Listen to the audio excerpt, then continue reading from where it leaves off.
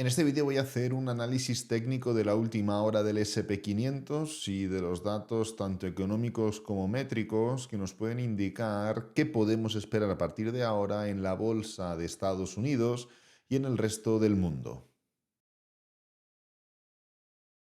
Bueno, muy rápidamente, como ya sabéis, de vez en cuando Bybit va haciendo este tipo de ofertas en cuanto a bonos de bienvenida, regalos, etcétera, etcétera. Y bueno, pues en este caso es cierto que las ofertas no son las mejores que hemos visto nunca, ni muchísimo menos. Así que si lo que buscas son regalos exclusivos, no es el momento de abrirte una cuenta en Bybit. Sin embargo, si estás interesado en abrirte una cuenta en un exchange o en el exchange que yo utilizo para invertir, para hacer trading, en tener una tarjeta para poder sacar dinero desde un cajero, comprar en restaurantes, en librerías, donde quieras, pues bueno, puedes aprovechar ahora este mes de abril, ya que pues además de hacer lo que quieres, que es abrirte la cuenta en Bybit, pues puedes tener acceso a ciertos premios por hacer tareas muy básicas. El enlace de esta página web lo encontraréis abajo en el primer comentario fijado y en la descripción del vídeo. Y nada, pues simplemente es clicar, darle a regístrese y en regístrese pues vais a tener que poner vuestros datos con el código de referidos. Este es mi código de referidos, evidentemente. Si tú compartes pues la plataforma, puedes compartirlo con tu propio código de referidos.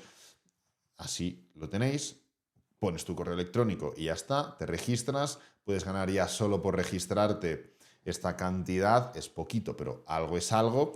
Y nada, pues por hacer ciertas tareas muy básicas, pues ya veis que se van ganando pues $100, 200 y así sucesivamente, ¿no? Por diferentes cosas, diferentes tareas, pues esto lo hacen muchísimo los exchanges. Es cierto que no es el mejor mes para pues hacer esto, pero bueno, si te vas a abrir una cuenta en un exchange, pues oye, que sepas que además te puedes llevar algo extra simplemente por hacerlo ahora con Bybit, que pues es, en mi opinión, el mejor exchange y por eso es el que utilizo y el que veis en todos los vídeos donde enseño trades, lo que invierto, lo que compro, etcétera, etcétera.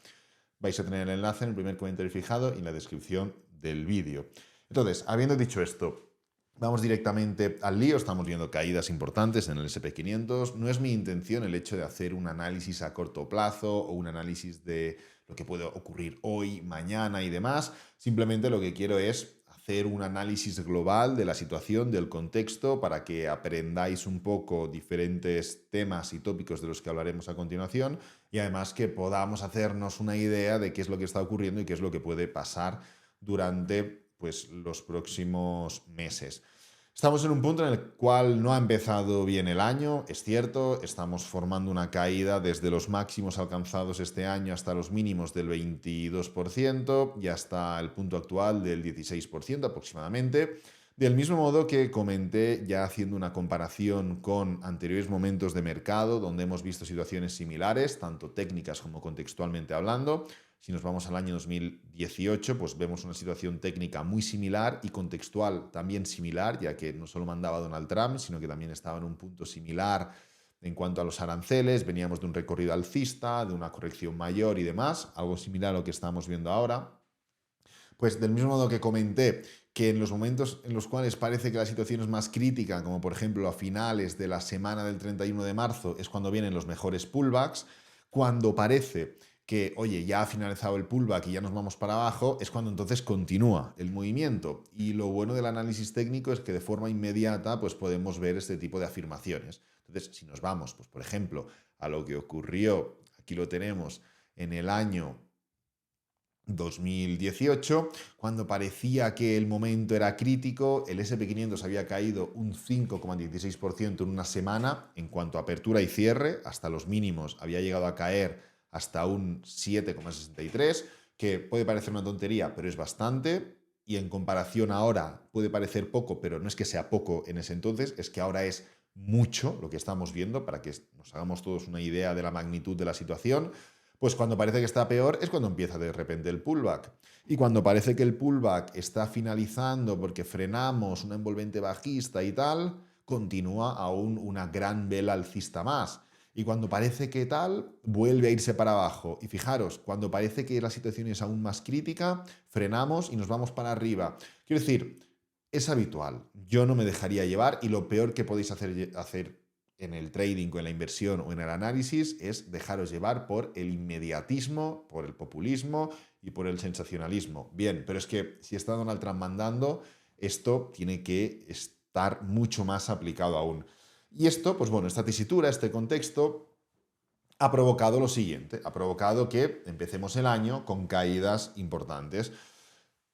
Es algo no extraño, no es algo que tenga que parecernos inédito o único. De hecho, si comparamos lo que ha ocurrido con los anteriores presidentes en Estados Unidos, pues vemos que, pues, por ejemplo, Joe Biden empezó muy bien y cuando tenía un 31% de ROI se fue directamente al cero. Es más, estuvo en -1. Si nos vamos, por ejemplo, a Bush, ¿qué es lo que vemos con George Washington Bush? Que el precio se fue rápidamente para abajo, siguiendo algo muy similar a lo que está ocurriendo ahora, pero de repente inició un gran mercado alcista. Bush, por ejemplo, fue uno de los pocos presidentes en Estados Unidos, si los ponemos todos, que provocaron o que vivieron un año negativo. Si nos fijamos en esta gráfica de aquí, vemos que únicamente de los últimos 15 presidentes o 20 presidentes, 3 han terminado mal. Tenemos por aquí un Bush, tenemos un Nixon y tenemos un Hoover. Todos los demás presidentes han terminado con buenos años. Pues si nos vamos a Clinton es un 233%, y si nos vamos, por ejemplo, a Roosevelt es un 95%. Y hay muchos presidentes por encima y muchos otros en la media, ¿no? Entonces, lo que quiero decir es que, como ya hemos comentado otras veces, no es tanto el presidente lo que provoca que el año sea positivo o sea negativo, sino que es la inercia del propio país. Y la realidad es que sí, es verdad, Donald Trump es una persona que provoca este tipo de movimientos, este tipo de desajustes, pero ni tenemos que pensar que porque hayamos empezado mal tenemos que terminar mal, ni mucho menos tenemos que pensar que porque Donald Trump es Donald Trump y tiene fama de, pues, hacer políticas que van a favor de la empresa, Estados Unidos va a terminar el año y va a terminar el mandato de Donald Trump en máximos. No tiene por qué ocurrir de este modo, ¿no? Que él es una persona que ya se encarga de que este tipo de situaciones terminen y barran a su favor. Pero bueno, independientemente de ello, la situación que se está provocando es muy similar a la de muchos otros años, nos guste más o nos guste menos. Podemos tener una similitud con el año 2001 respecto a lo que estamos viendo ahora en 2025. Fijaros que en 2001 y en 2025 empezamos mal. 2001 hizo como esta especie de doble suelo y empezó a formar un movimiento impulsivo. Ahora, el año 2025 ha empezado mal, no ha formado aún ese doble suelo, podemos caer más y desde aquí levantarnos y empezar un movimiento correctivo, que de entrada será simplemente un movimiento correctivo para seguir cayendo. Es verdad, 2001 venía ¿de qué? Pues de esto de aquí, del año 2000, en el cual pues empezó durante todo el año a frenarse toda la expansión y la burbuja que se estaba viviendo, y 2001 pues fue un año duro. Aquí si ponemos 2002, pues vemos que 2002 pues también fue un año duro y fueron décadas duras en Estados Unidos y en el mundo en general. Bueno, no tenemos por qué vivir lo mismo durante 10 años, pero es verdad que técnicamente hablando la estructura es muy similar a la del año 2001. Oye, no es únicamente similar a la del año 2001, si nos vamos al 1900, por ejemplo, 73, también vemos algo muy similar. En el 73 vemos que es una estructura mucho más lineal, mucho más directa, sin tanto pullback, sin tanto movimiento, pero la estructura replica bastante bien. Movimiento que de entrada, pam, para abajo. O, por ejemplo, en el 77, ahí tenemos algo también muy similar. Movimiento, pam, totalmente para abajo y negativo.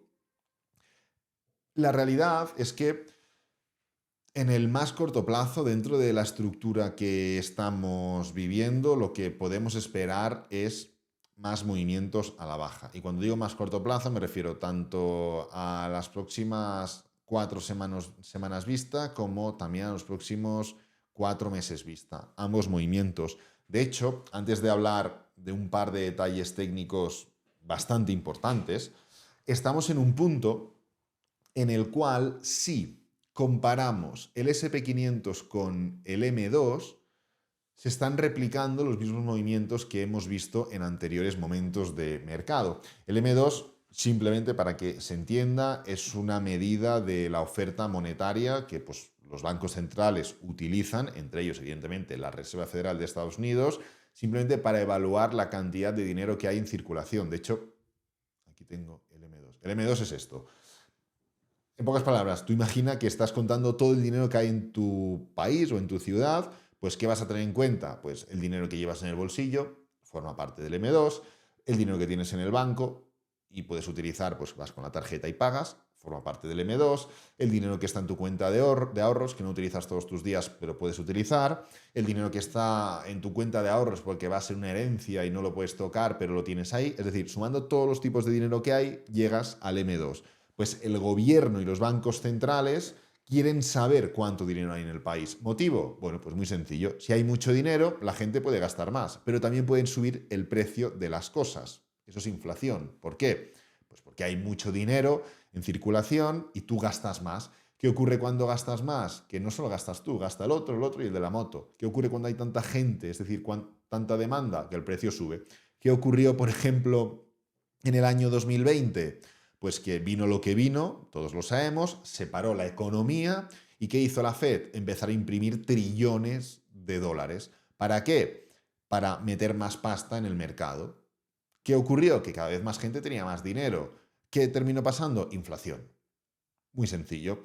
Pero si hay poco dinero, ¿qué ocurre? Que la gente gasta menos y la economía puede resentirse, entrando también en una crisis o en una recesión. Imagínate que, pues, por ejemplo, todos los de tu colegio o todos los de tu instituto o todos los de tu trabajo, pues les pagan el doble al mes siguiente en su curro. Hombre, más dinero significa más compras, más gastos, pero si todos vais al mismo bar a comprar café, ¿qué ocurrirá con ese bar? Que los precios de ese bar subirán y puede ocurrir lo contrario, ¿no? Pues bien, entendiendo un poco lo que es el M2, es muy sencillo, y dividiéndolo entre Bitcoin, o sea, entre el SP500, nos damos cuenta que estamos en un punto de mercado donde en el año 97 ya formamos un movimiento correctivo para atacar esa zona, seguimos subiendo, en el año 98 volvimos a formar un movimiento correctivo para atacar ese mismo nivel, seguimos subiendo y desde el año 2000, justamente lo que hemos analizado en el ROI técnico del SP500, formamos un movimiento del 32%, de máximos a mínimos. Perfecto. ¿Qué se formó entonces? Vamos a ponerlo así, un momento, para que se quede esto fijo. De máximos a mínimos, se formó un movimiento del 32%, aprox. Luego se formó un movimiento correctivo, ahí lo tenemos, del 16%. Y luego se formó un gran movimiento bajista, que hasta los primeros mínimos fue del 47-48%. Bueno, en la situación actual es más o menos similar. De máximos a mínimos, hasta ese mismo nivel, hemos caído bueno, ahora estamos en X nivel, pero hemos llegado a caer un 21%, 22%, hasta esa zona pues sería un 22-23%, nivel que luego sirvió primero como zona de soporte y luego como resistencia, pues podríamos decir más o menos en la crisis del año 2007-2008 y aquí lo tenemos en el año 2020, prepandemia, año 2021, pospandemia, año 2023, posexpansión que hemos visto recientemente. Y ahora, pues primero resistencia y ahora soporte. Estamos literalmente en esa misma zona. Fijaros que lo que fue trascendental aquí y la estructura tan similar es esto de aquí. Si yo en una nueva escala de precios pongo el desempleo en Estados Unidos, ¿qué es lo que ocurrió? Pues bueno, ocurrió lo siguiente. Vamos a poner el pincel. El desempleo venía de un movimiento a la baja, con lo cual esta estructura viene al alza. ¿Esto qué significa? Que el SP500 sube, o sea, se comporta mejor que el M2. ¿Qué hace el M2? Subir al fallo.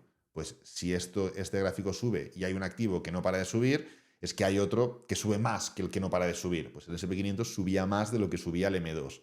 Luego entramos en un movimiento bajista. El desempleo está cayendo, esto está subiendo con mucha fuerza, el desempleo llega a un suelo y empieza a levantarse. Y aquí es donde viene el problema, porque en el momento en el cual se empieza a levantar, esto entra en una desbancada bajista gigante, con sus pullbacks, pero desbancada bajista. Y aquí, ¿cuál es el tema?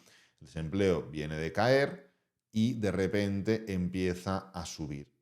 Es verdad, hay parte de este movimiento alcista que ha ocurrido con el movimiento del desempleo subiendo, pero parecía que el desempleo, siempre estás descontando el futuro, parecía que el desempleo se estaba manteniendo y del mismo modo que cuando parece que la inflación se levanta, el precio cae porque tú ya descuentas un escenario futuro, con el desempleo lo mismo, parecía que tal, ahora parece que vuelve a levantarse.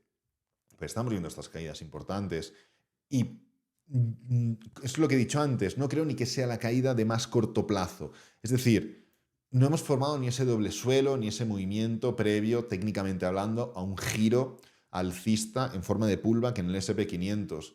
Pero es que ni creo que sea el mínimo de esta caída última, ni creo tampoco que sea el mínimo de cualquier movimiento. Es decir, creo que sí, efectivamente, la estructura que podemos ver, como ya hemos comentado en otras ocasiones, es de seguir cayendo un poquito con más fuerza antes de formar un buen pullback, antes de formar un movimiento bajista mayor.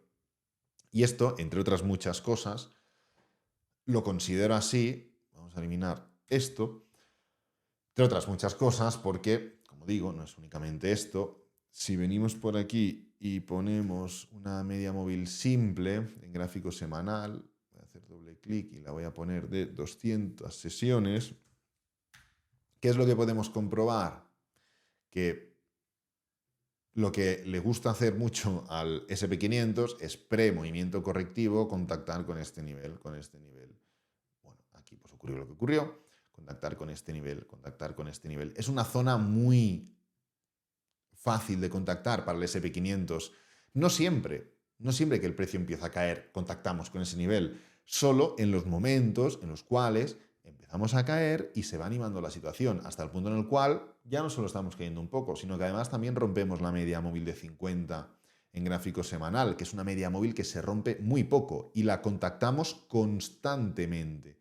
El SP500 constantemente contacta con esta media móvil. ¿Para qué? Simplemente para tocarla. Fijaros la cantidad de líneas que he dibujado y es una media móvil larga, sería intermedia, pero una caída en gráfico semanal de la media móvil de 50 en el SP500 es bastante caída. Pues cuando la rompemos, vamos directos a la media móvil de 200 y no la hemos contactado desde los mínimos hasta ese nivel, falta un 3%, y desde la situación actual hasta ese nivel falta un 8,05%. Pues oye, esto no significa que mañana vamos a ver esto, pero independientemente de lo que puede ocurrir en el más corto plazo, que no es la intención de este vídeo, esto es un movimiento más que verídico, más que factible, más que lícito. No sería nada extraño y es algo habitual que, pues, por ejemplo, como he enseñado, que podría poner múltiples ejemplos, pero en 2001 es más que suficiente, se formó algo muy similar en el año 2001. ¿Dónde está el 25? Lo tenemos aquí. Y ahora estaríamos en esa estructura previa a ese movimiento correctivo mayor. Así que nada, recuerda que abajo en el primer comentario fijado y en la descripción del vídeo encontrarás el enlace de Bybit para registrarte, para poder hacer trading, invertir, staking, comprar, gastar, hacer lo que quieras con criptomonedas. Yo es el exchange que utilizo y el que te recomiendo. No hablo de ningún otro en el canal. Y nada, pues también encontrarás otros enlaces de interés como cursos, tutoriales, formaciones, todo contenido 100% gratuito para que sigas formándote sin necesidad de invertir tu dinero. Este vídeo lo voy a dejar por aquí, espero que te haya gustado, que te haya servido, que es lo importante. Si es así, dale me gusta, suscríbete, compártelo con amigos, con la familia y nos vemos en el próximo vídeo. Adiós.